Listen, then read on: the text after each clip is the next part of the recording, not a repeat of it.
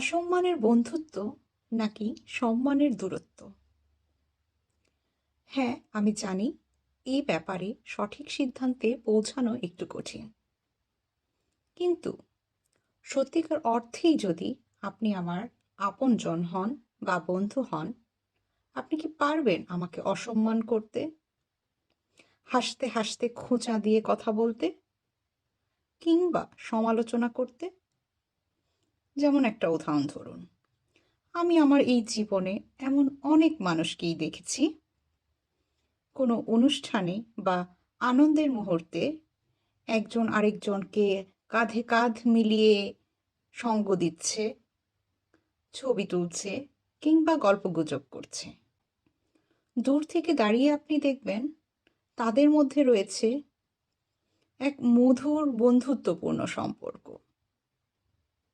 কিন্তু পরক্ষণেই আপনার সেই মানুষটি সম্পর্কে আপনি সমালোচনা করছেন। আপনার কি মনে হচ্ছে না যে এটা অসম্মানের বন্ধুত্ব? বন্ধুত্ব কি এরকম হয়? তাই আমার মনে হয় যে অসম্মানের বন্ধুত্বের চেয়ে আমার জীবনে সম্মানের দূরত্ব অনেক অনেক শ্রেয়। আপনার কি মতামত?